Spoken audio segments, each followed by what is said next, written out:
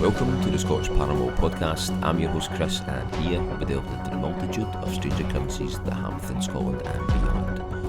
You can contact us with your own accounts at the Scottish Paranormal Podcast at gmail.com.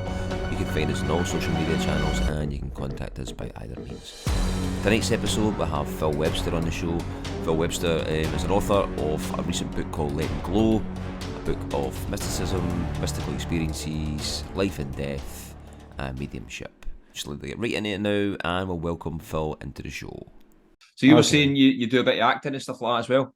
Yeah, so I lived abroad for 20 years, and I was running bars and nightclubs, stuff like that, which was fun at some point, and then it wasn't after a while. You know, there's a lot of lifestyle choices in that environment, and yeah, been there. Yeah, then I trained to be a personal trainer, and then came back to the UK 2017, and I just felt like I could start over again, and I thought I felt like there were opportunities. I'd never lived in London before. I grew up in the Isle of Wight, yeah, and I felt like there were things open here, and I was like, solid. Let's just try drama school, right? In my 40s, just for the hell of it, you know, and not really under any illusions, but yeah, got a few small parts here and there, a few lines here and there. Like literally, I'll walk on, say something, walk off, and then that will get cut, but I'll get paid for it, you know. But so not under any illusions about setting Hollywood on fire in my mid-40s, but it was all right. It's been paying the bills with it, so yeah. That's cool, man. At least you're doing it. You know what I mean? It's a big jump to do something like that. I mean, I used to think of that back in the day as well, and yeah. I mean, I think I was in my, when was it? I must have been late 20s or early 30s.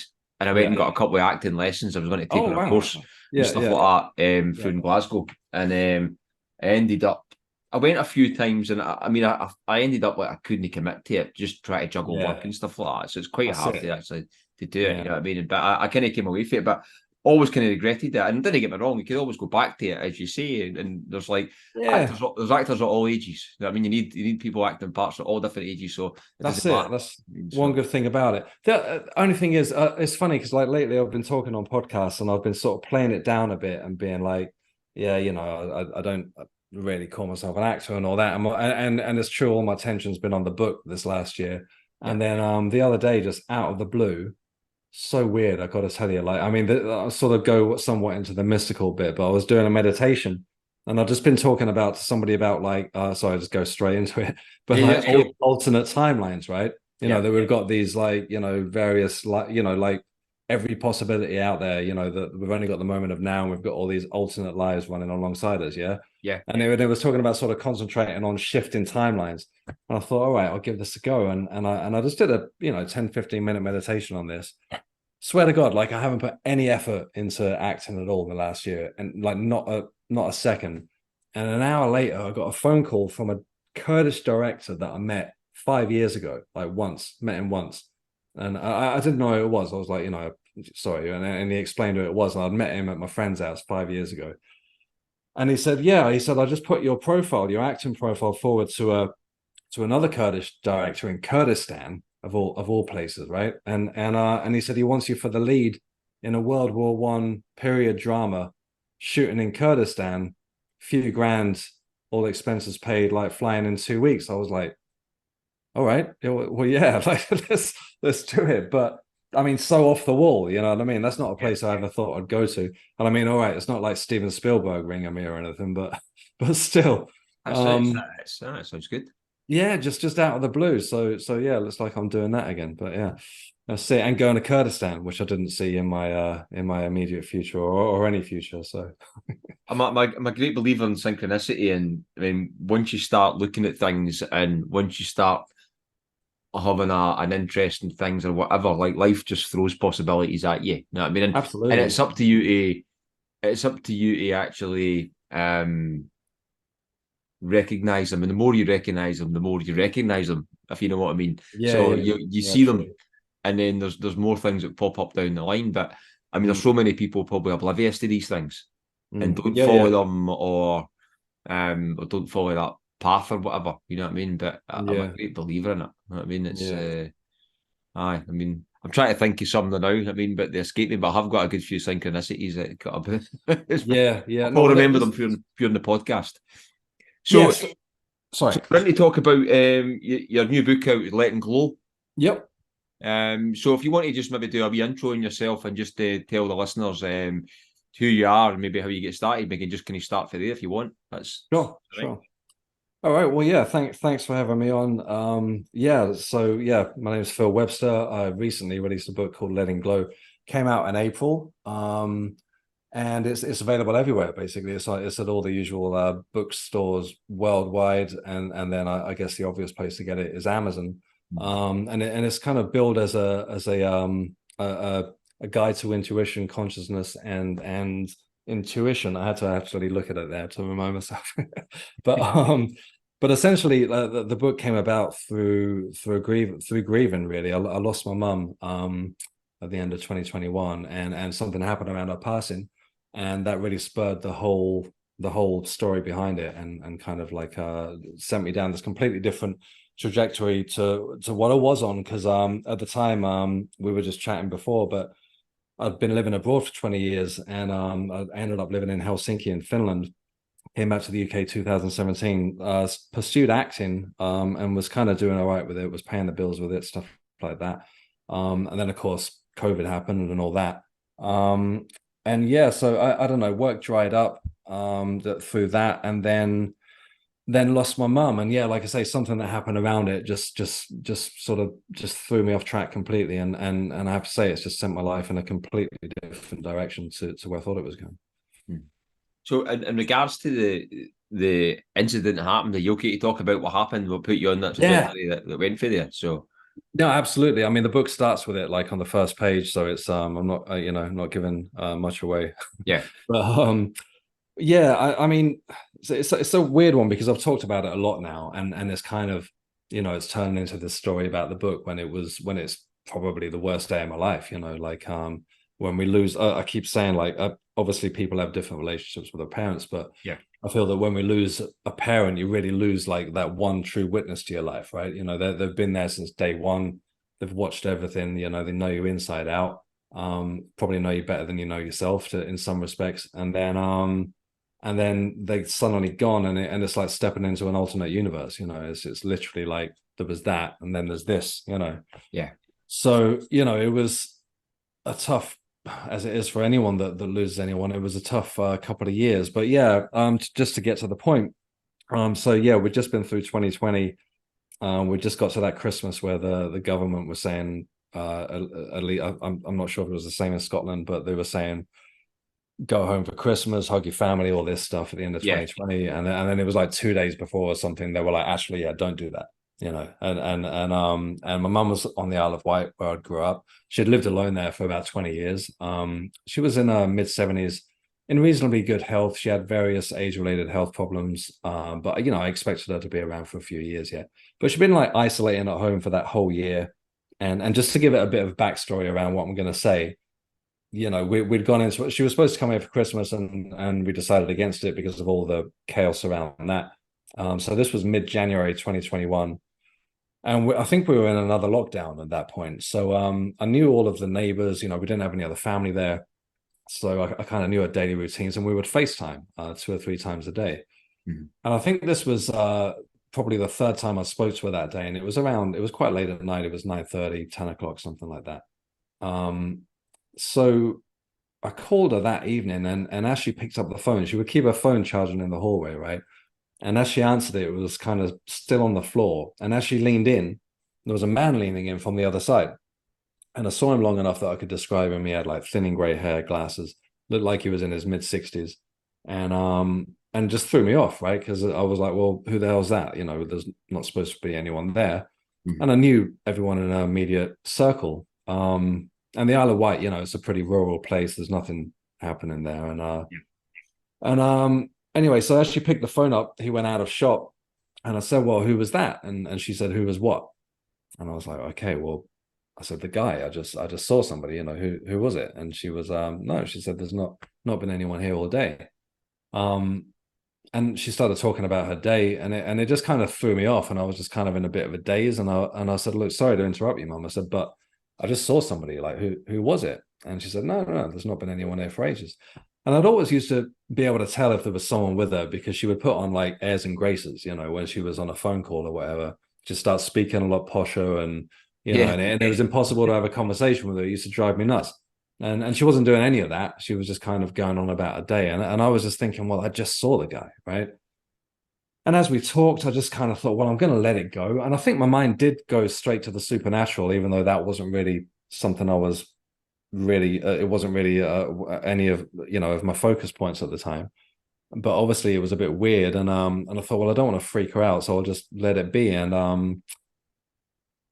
I just let it go. And we chatted for like another 45 minutes to an hour or so.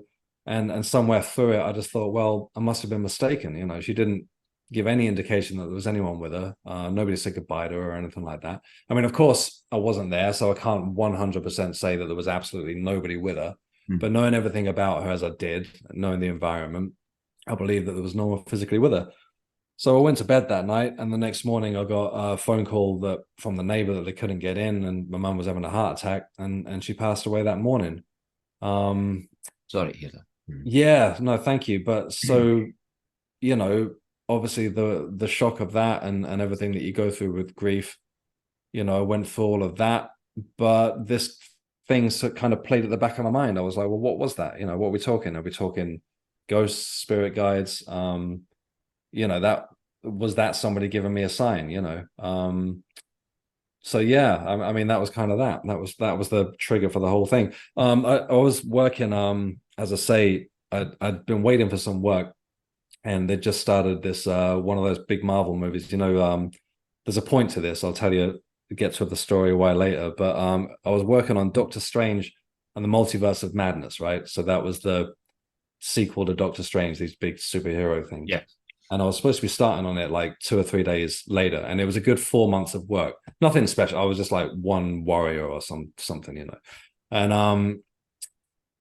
I was kind of, that was half the reason I was staying away from it also, because I was kind of a bit paranoid. Like if you caught COVID, there would, you know, you wouldn't get the job basically. Yeah. So I was kind of cautious with that as well as thinking of her and all the lockdowns and the rest of it. But yeah, I just kind of, I thought, well, I'm just going to get on with this. You know, I went down to the Isle of Wight. I didn't see her because of COVID, they took her body away, and I wasn't allowed to see her. But I just thought, well, I'm just going to keep myself busy. I got this work coming, so I just got on with it, and I just kind of kept my head down for a good 2 months. Didn't really speak to anybody on the set. And eventually, at some point, I told somebody this story, like a young girl. I say young girl, she's probably about 30 or something. And she said, well, she said, have you asked for a sign? And I was like, well, I don't know. I said, I'm kind of, you know, I'm leaning this way towards something esoteric, you know. But I'm almost afraid to ask for a sign. What if I don't get one? Then what does it mean? You know, what was that then? Because it didn't really give me any comfort. The guy, he didn't look like a family member. He didn't look like anyone I know.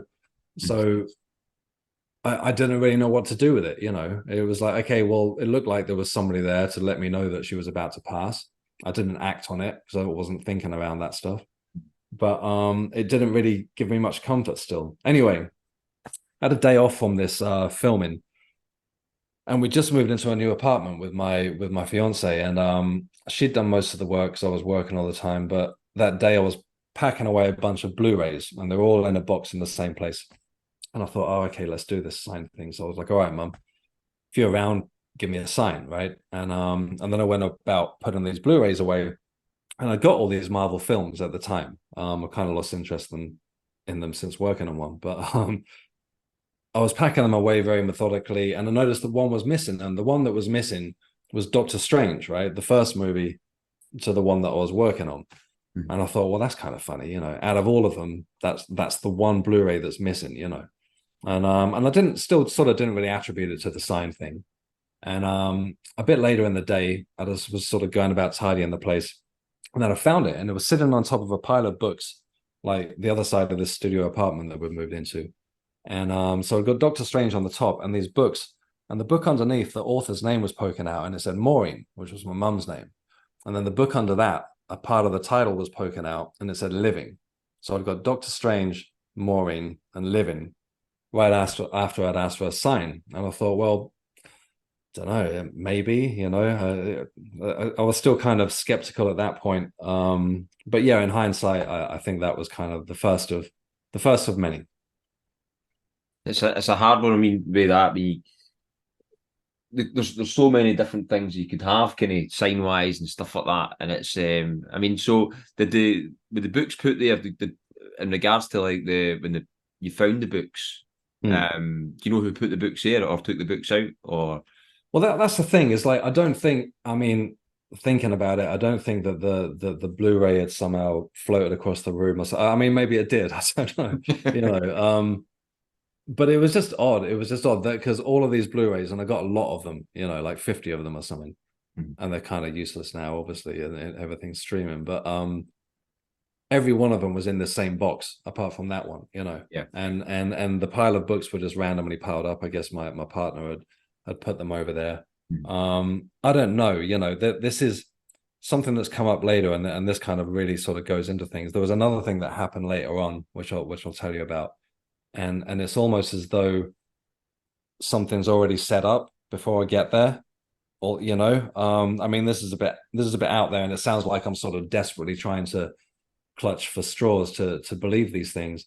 But I had another experience later on. I'll tell you about in a bit. And it's almost as though something's understood my plight and what I was getting to, and that was already there for me to sort of find, before I knew it. If that makes sense. I don't know. I know what you mean. Yeah.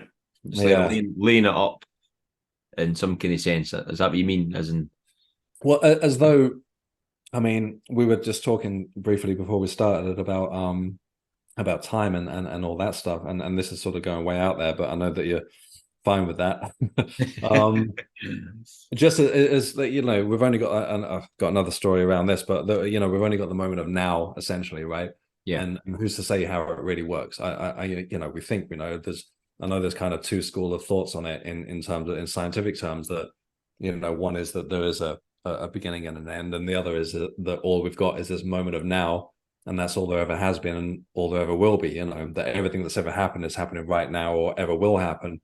Yeah. And that branches off into the whole multiverse thing and all that kind of stuff that I'm not smart enough to talk about. But yeah, who knows?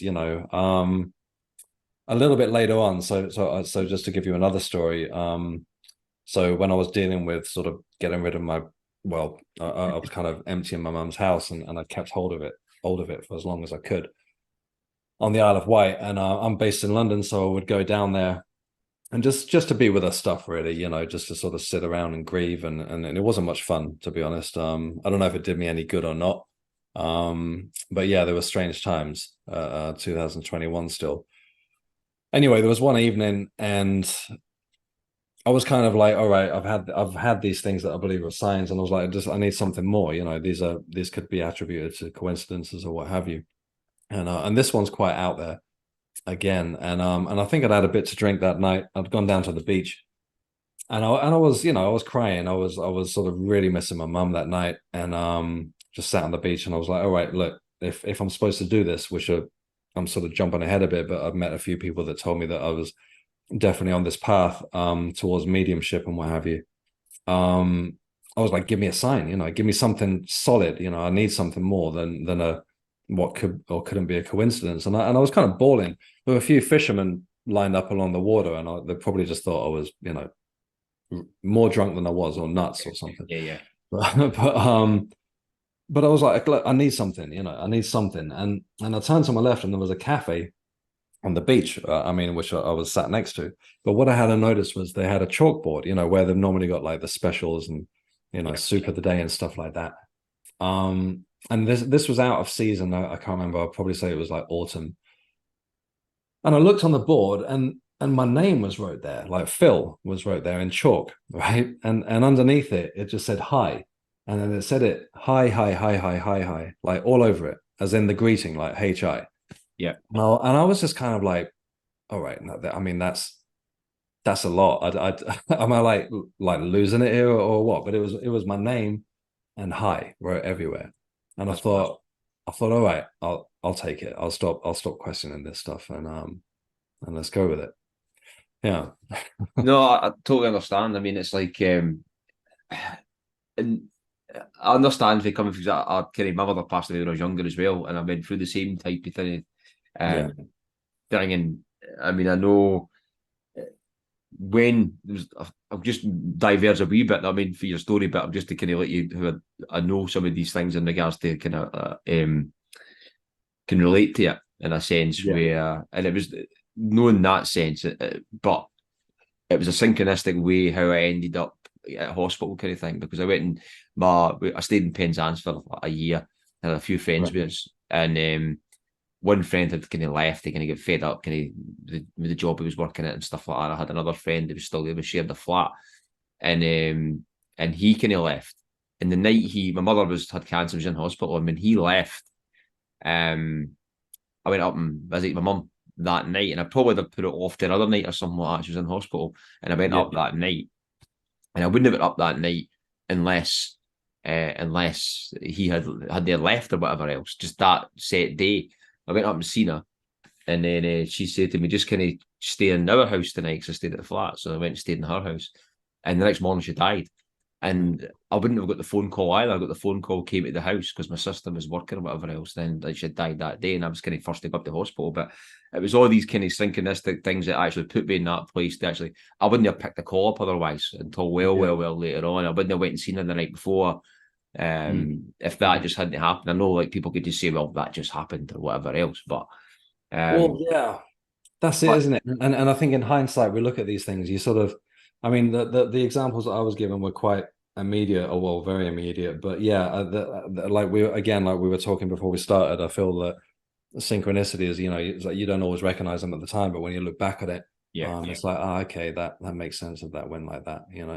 If it had gone any other way, then that would have, yeah, totally. I mean, so that was, I mean, there's a few other things happened, but that was, I can understand where you've a few things put me in that place at the time. You know what I mean, with that, and then there was other things after. You know what I mean, but so in regards to just to take you back a wee bit, in regards to where thinking about like the paranormal aspect of things and spirituality, were you into that prior to obviously kind of experience this with your mum kind of dying and stuff like that, or did you have some type of kind of knowledge, spirituality and things like that? I mean, so this was really the catalyst, right? That phone call with my mum, and I've been thinking about it lately. That phone call really changed everything. I mean, a few other things came along as well that sort of really solidified this path that I'm on now.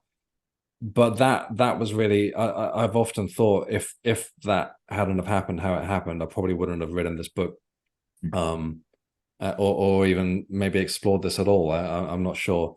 But what it did was kind of made me think about other stuff that had happened in the past. So at that time of life, a couple of years ago, or nearly 3 years ago, it wasn't really something that I was thinking about at all. I was living sort of very practically. I was getting into this whole acting thing. I've been living in London fairly recently, moved here 2017, so that was kind of enjoying that up until 2020. But yeah, I was kind of wrapped up in all that and not really thinking about anything too spiritual or anything. But it did make me think of other instances, and I remember when I was a kid, we'd moved into a council house on the Isle of Wight, and I remember stuff happening around the house, just like there was always banging in the attic, and I remember watching a couple of things move about. And then as I got older, I thought, did that really happen, or was that just like my imagination at the time? I grew up in the 80s. I was thinking, big fan of Ghostbusters and stuff, like, you know what I mean? I kind of like doubted it, as I got older and a bit more practical. But it would seem that something would come along every few years. When I was a teenager, I remember reading about astral projection. I remember trying to invoke it, and it happened really quickly. And I had the experience, and and one of the things that happened as I had this experience, I was just laying there after reading this thing about astral projection, thinking, well, that sounded cool, I'll try it. And I remember very quickly having this separation and feeling that I was floating above myself, above the bed, still feel myself on the bed. But what I wasn't counting on was I suddenly had a third perspective from the side of the room. Like I could see all this happening, right? And that just threw me. It was way too much for my 14-year-old brain to comprehend, and I just kind of snapped myself out of it. And then, a bit of time went by and I thought, I don't know, did that really happen again? And then I remember somebody called into a TV show one morning and I'd never heard anybody, and this was a few years later, and somebody had said that it had spontaneously happened to them the night before. And what was the deal breaker for me was that he started talking about this alternate view from the side of the room, that he was suddenly as though he was like stuck to the wall watching himself. And I was like, oh, I've never heard anyone explain that before. Like exactly, And I thought, well, maybe it did happen. I got a bit older and I got a couple of other things to tell you about. And I sort of put all that to bed. I ended up traveling a lot. And of all places, I ended up living in Helsinki, and I was running bars and nightclubs after being a bartender for a few years. And just through staying in that environment, they just kind of graduated me to the manager, and just out of me procrastinating and being lazy, really. And I was kind of living a very sort of self-indulgent lifestyle at the time, and wasn't really thinking about much else other than myself and having fun and all that. And I was probably mid-30s, so probably should have known better by that point. But I woke up one morning and I remember having this thought, and it wasn't a new thought, but I was just thinking about how, we've only got this moment of now, right? It's like now all the time. It's like everything else is kind of like a thought of yesterday or what we want to happen in the future. And this particular morning, something shifted, like it's almost as though it physically shifted. And I felt this kind of wave of fear come over me that I never felt before. And all of a sudden it was as though linear time fell away and it was suddenly like now, right? And I couldn't switch it off. It was just suddenly, people talk about, connecting with the moment of now. It was like that times 1,000. And it scared the hell out of me. I was like, okay, what? It was like it was almost as though I were having a depersonalization experience. And I was like up here, aware of my thoughts and kind of watching myself have this freak out. And I couldn't get away from it. And everything else just sort of fell away and seemed really absurd. Like my life seemed absurd. And just the concept of time just suddenly made no sense. And I was like, I'm just going to go out and walk this off. And I remember putting on my headphones and heading down to the water where I lived nearby and trying to walk it off. And it just didn't stop. And I went to work that night in this club I was working at. And again, just couldn't switch it off. And I would describe it like I started thinking, okay, I'm like losing it. And it was almost as though I were like kind of hanging onto a slippery bar, and of like reality. And I was just about keeping it together. I was, somewhat functioning at work. And I was trying to explain to people, I was like, look, something's going on with me. And it's not like, no drugs were involved, anything like that, it was just completely out the blue. And people would look at me kind of like with this sort of sure, like doubtful expression that I was like losing the plot or with sympathy. And this just kept going on for weeks. And I was like, okay, this is I was getting to the point that I was like, okay, I can't, this is too much. And I went to a doctor and they started using the word psychosis, which just terrified me even further. And they gave me like a bunch of anti-anxiety meds, gave me some sleeping pills, which I took. I mean, the sleeping pills would knock me out. The anti-anxiety meds just didn't touch it. And I sort of kept taking these pills, and I'd wake up each morning, and the whole thing would start again. And it was just like living in this weird mild panic where reality just seemed like it didn't make sense. And this constant moment of being like now. I went to see another doctor, same diagnosis, and I was like, okay, I was getting to the point within a couple of months, not to take this down a dark path, but I thought, well, if this is the way my brain's working now, then I'm out of it. This isn't any way to function, right? And then eventually I went to a therapist, and what sort of attracted me to this guy was that he advertised himself as a hypnotist. And I thought, okay, well, let's try this. Just like hypnotize this away, right? Just zap it away and get me back to the herd, you know. And I told him this whole story, and he was kind of the first person that didn't, you know, sort of just diagnose me as kind of you know, having some sort of mental breakdown. And he said, no, man. He said, you're fine. He said, you're having an awakening. You know, he said, what you're talking about. He said, it's as though you're seeing reality like as it really is. And most people don't get to glimpse this, and kind of turned it around. And he gave me a very basic, in hindsight, a very basic grounding meditation, which I started practicing like 2 or 3 times a day, just to sort of like get me back on track. And very gradually I sort of like came back online again, you know, and that was it, you know, no meds, nothing like that. I mean, it took a few months. It would be as though, you know, one week I would have one good day and the rest would still be pretty horrific. And then the next week it'd be 2 good days and so on. Mm. And gradually I just sort of came back again. And I was like, well, what was that, you know? And then I just happily put it behind me, right? But again, so just to bring it back to the story about my mum, and I got to say, these things were years apart. You know, I'm walking around talking about these things, and it's quite a lot. But you know, 5-year stretches, I'm not thinking about any of this. You know, I'm just paying my bills, going to work, watching my favorite TV show. You know, I didn't want to think about that stuff. And then I just kind of sort of came to the conclusion that all right, every few years it seems like something was tapping me on the shoulder, and that was a pretty big one. So maybe I should look into this stuff, you know. And then yeah, like I say, sort of my mum passing was really the trigger to sort of explore it. Did you just go back to when you tried astral traveling? Start off when you were quite young. Yeah. Did you ever suffer from sleep paralysis? I didn't. No. I've heard people talk about it. My mum did talk about it, just to play devil's advocate and you know look at all possibilities. But yeah, no, I don't remember having it. What kind of during that kind of process with the now process? What kind of at the beginning, like, kind of scared you? Yeah, a lot about it. It was just overwhelming. It was though I switched channels completely. And I can't explain it. It was, I don't know if you've ever had that cold wave of fear wash over you, you know, where everything's about to go really bad.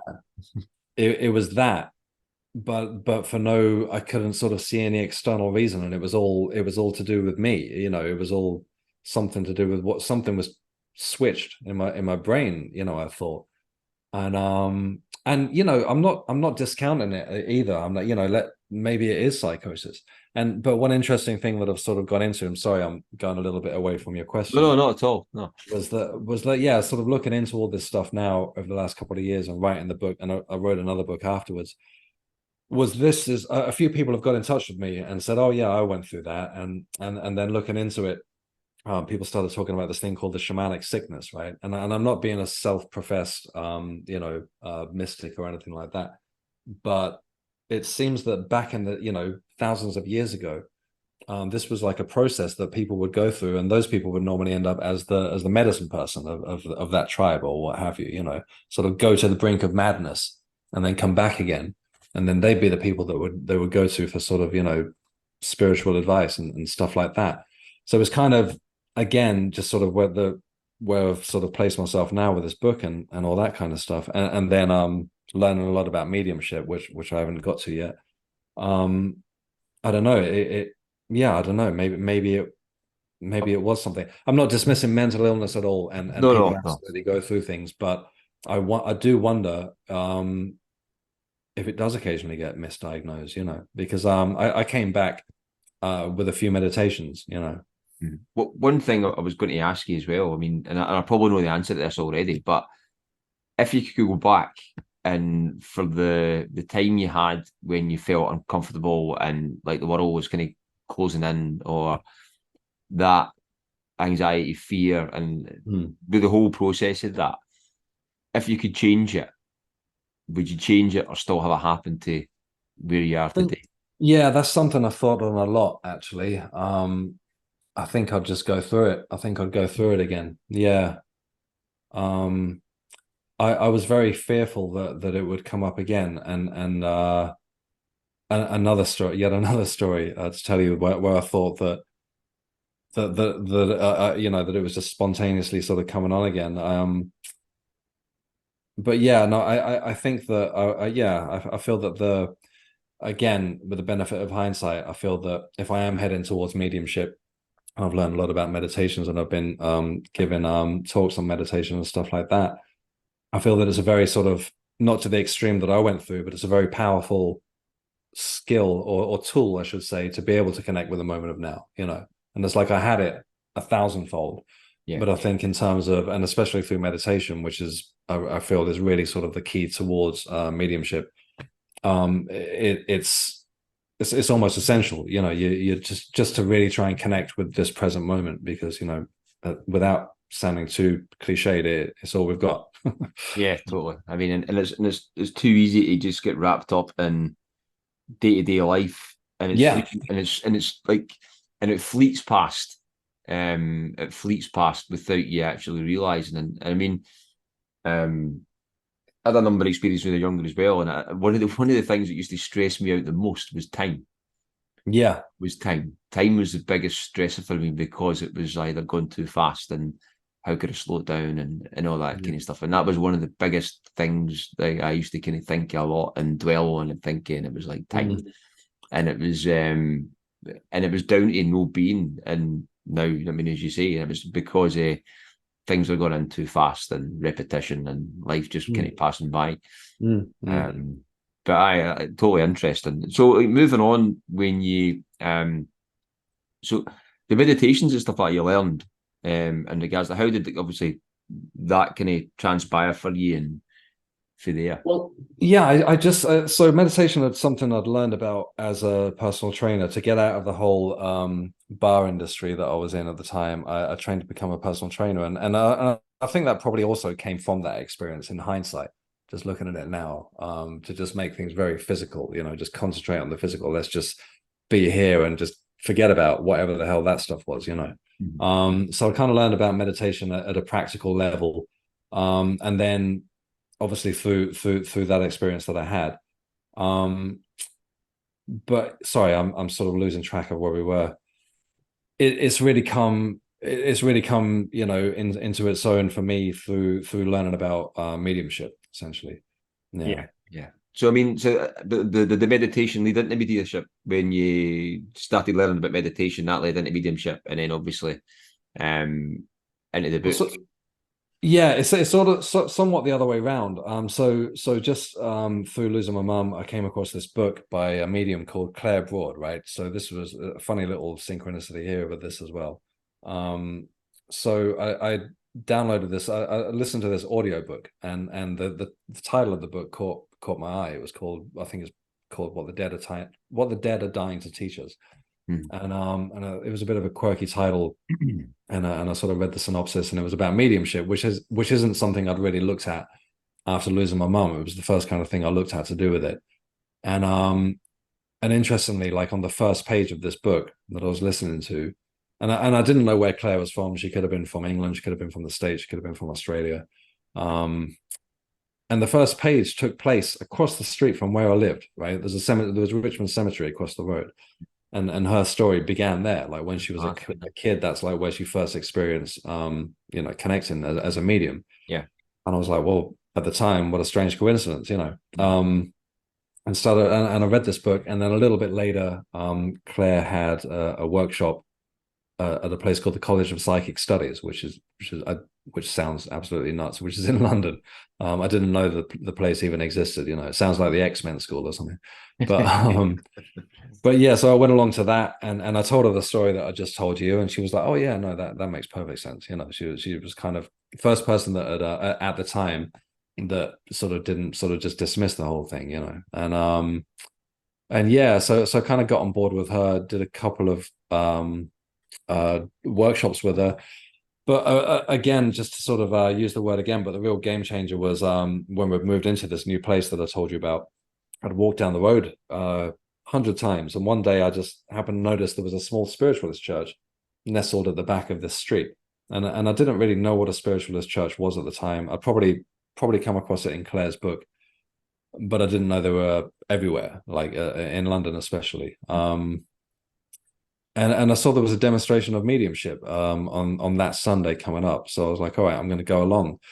And weirdly, I was in a very skeptical frame of mind, even though I was going there. And this is probably 3 or 4 months after my mum had passed. And obviously I wanted to hear from my mum. That was the whole reason behind it. And that was the whole reason behind all of this, looking into mediumship and all the rest of it. And there was a lady working there that night. Her name was Janet Neville. And I didn't really know what to expect. There was maybe 15, 20 people there. And I turned all of my social media accounts to private for some reason, not as though anybody knew I was even going there. But I was like, I didn't know what to expect. I was like, you see these films where there's somebody at the back with a microphone or so I didn't know what was going to happen, And so I went in anyway. I watched her work her way around the congregation, and she was just getting like yes after yes. She was telling one lady about a house in Scotland. And she claimed that she didn't know the name of the town. She's like, I don't know what this is, but does this make sense to you? And the lady was like, yeah, that was where my husband's family were, where he grew up, and all this kind of thing. And she went around and she was getting like a 90% success rate, I'd say. And eventually she got to me and she started talking about a young man or somebody that had passed when he was young. And I was like, okay, I know a couple of people, right? And what she was saying at the time didn't really, initially I was thinking, okay, I don't know who the hell she's talking about. And again, I wanted to hear from my mum. I was thinking, who is this? I don't know. And I was thinking about the wrong person.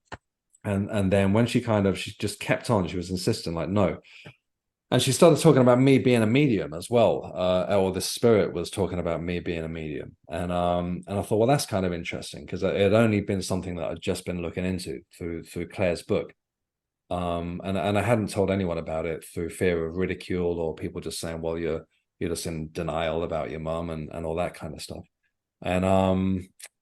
And I thought, well, that's interesting. She's like, well, yeah, you'll be standing up here and you're going to be this voice for spirit, as she said at the time. And then all of a sudden she kept talking about this guy, and the penny dropped, and I was like, oh, she's talking about Tim, and it just made perfect sense. Everything she'd said, just somebody that I hadn't thought of for many years, somebody that passed away when I was probably 17. I think he was 20. And then just as she was done with him, she said, oh, I've got a lady that very recently passed.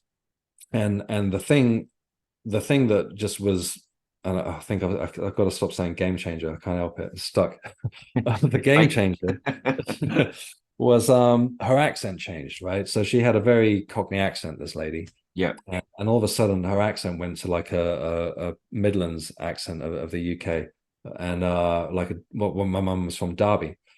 And she just started talking about, the moments surrounding her passing, and kind of described it, but her accent changed, and she was talking about being lifted up by angels, as she said. And she said it was wonderful. And the way she said it was just, I got a lump in the throat, my heart started racing. It was my mum's voice, and that again was just changed everything. It was a very short message, and she was like, well, she's with you right now and all that stuff. And I walked out of there thinking just like this relief somehow, and I went to meet my partner, who she doesn't believe in any of this stuff, by the way. She's very sort of virgin towards atheist, and even she kind of welled up when I told her the story about what she said. And just all these things, just kept coming up, and it just seems, sort of inevitable that I am where I am now. But that was probably the point where I thought, okay, I'm going to start writing about this, just the story itself of losing my mum, and then all these things that were coming up, and all the things that I look back on from the past. I thought, well, this seems like there's something going on here, and I'll just document it, so just sort of to get back to the book a little bit, there are lots of meditations in there, and I kind of wrote it as I was learning about this stuff. And at the beginning, I'm sort of trying to play devil's advocate, well, maybe it's this, maybe it's that. But by the end of it, I've been through so much, and then learning about mediumship myself, giving people readings, although very rudimentary, sort of basic ones, and telling people stuff that I know that I didn't know this stuff, just giving people such off the wall information, and they've been like, oh yeah, that makes perfect sense, and I don't know where I got it from. I mean, I know how it works, but I don't know how it works, and yeah, so the book essentially sort of, if somebody is grieving or had a what they could call a spiritual awakening or any of that stuff, I feel like it's kind of a guide to sort of get through that, and what worked for me basically. So you were saying there, so through the book as well, you put in the meditations that you've learned as well, so people can actually practice them as they kind of go through. Yeah, and that's the thing. I was a bit apprehensive about it because we've got a very in the UK and Scotland and all over this side, we've got a very traditional history of spiritualism, right? And I don't consider myself a spiritualist to the point, although I've trained with them. And I've trained with the Spiritualist Association of Great Britain and stuff and places like that.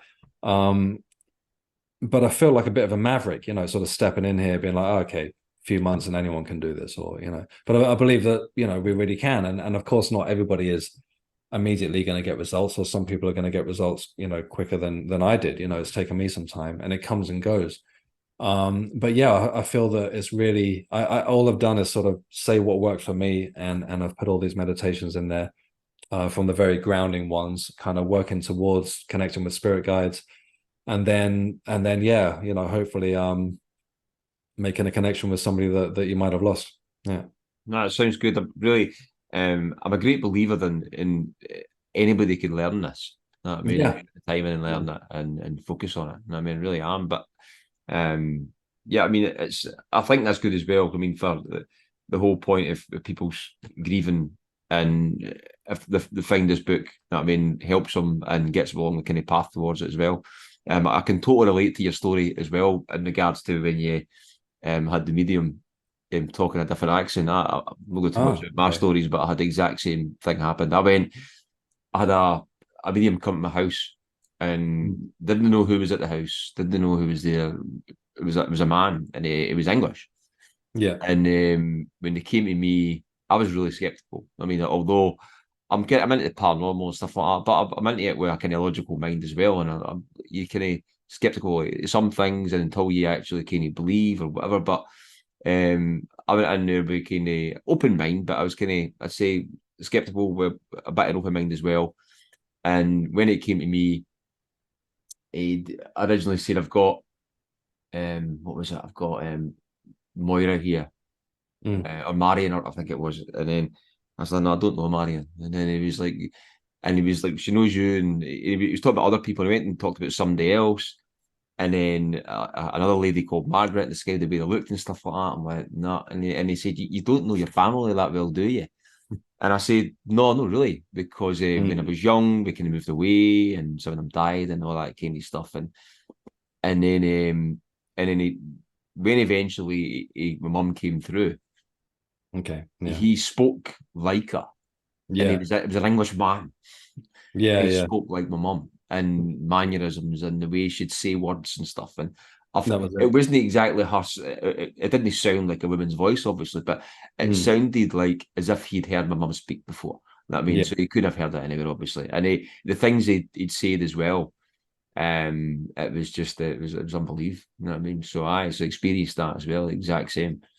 Yeah, no, it is. That's interesting that you had the same thing. I actually haven't heard many people say that with the accent thing. Yeah, no, that was what did it. And she only said a few words, but just the way she said "wonderful" was like, what, I can't really do it, but she was like, "wonderful, wonderful." It was like, oh, that's my mum. And she would use that word a lot. And yeah, no, it was really, really comforting. When I went back to tell my sisters a story, and there was an interesting thing in it as well, and my sister, she'll listen to this, she'll probably laugh, that he says that he said, you got a sister, and he said, I can hear the name, I don't want to say it because it sounds funny. He said, is it, because I'm trying to hear it right, and he says it's Saucy, and I said, oh, Sorsha, my sister's name is Sorsha.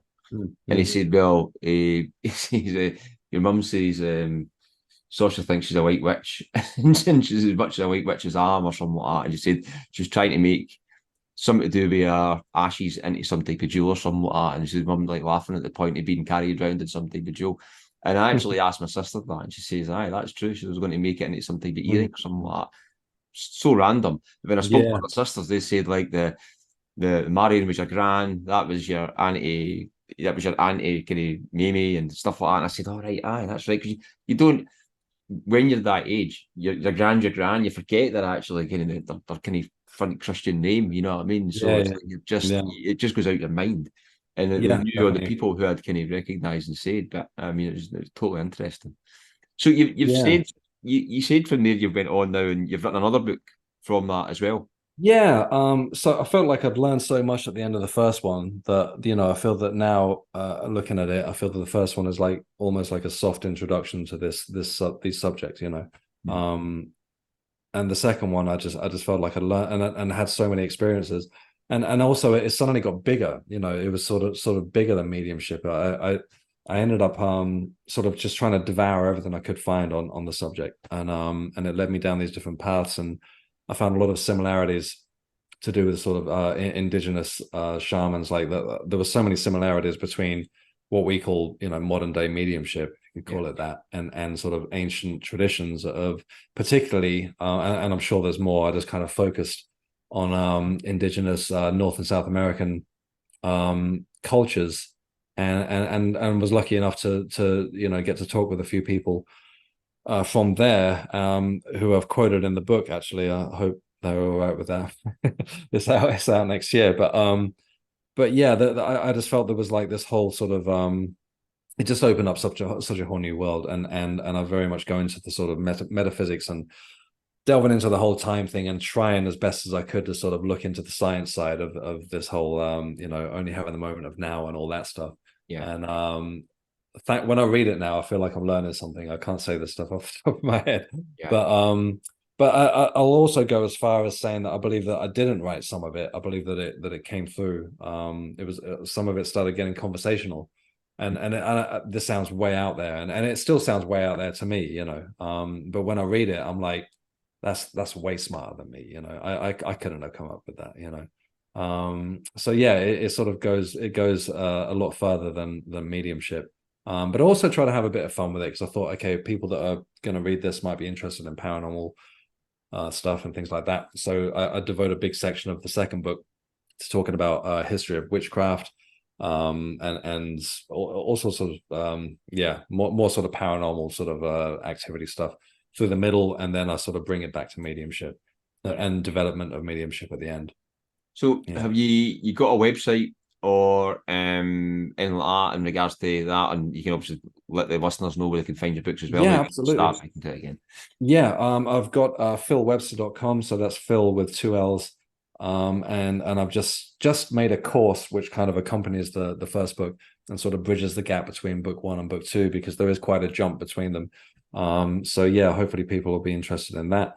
And and I'm hoping to set up like an online circle, because I've been in a development circle myself, and the lady unfortunately can't do it anymore. And I was like, okay, well, I'm just going to make my own, I'm not wanting to be too arrogant. I mean, I feel like I've still got a lot to learn, but I feel like it could just be a place where like-minded people could get together, hold each other accountable to sort of just stay on top of this, because I struggle with myself with setting time aside to meditate and that kind of thing. So I'll benefit from it as much as anyone else. Yeah. If you can give anybody a tip before we finish up in regards to what's the best thing you've learned in regards to setting aside time to actually meditate? I know it might be somebody saying it's simple as setting an alarm, but I mean, what did you find? No, it's a very good, it's a really valid question, because I do struggle with it myself. Even if I've got free time, I'll find myself messing around with this or that. We get so distracted so easily now, and just to we are bombarded constantly with thoughts. And I feel that the biggest benefit that I've found from meditation is being able to step back from the thoughts and not getting caught up in it. And I feel that's the game changer. And also when it comes to mediumship, when you can step back and observe your thoughts, then when something new comes in, you can recognize it as not you. It's not that whole stuff that's going on over here. But yeah, in terms of setting time aside, I feel that a lot of sort of I don't know, like a common sort of belief around mediumship, meditating is that you need to be in this silent space, and just with no distractions, and just sort of somehow concentrate on just being in the moment. And I feel like that you can really use the moment. For example, right now I've got planes flying over to Heathrow Airport, and you might be sitting and there might be a school nearby and you've got kids outside or something like that. And I feel that you can really use those just to connect yourself with the moment of now. So you don't have to be in this silent space. You can just be like, okay, whatever that is, just use it to bring you back to this moment, and always come back to the breath. If you and you are going to get distracted, your mind's going to take you here and there. But yeah, the key is to just sort of come back to the moment, come back to the breath.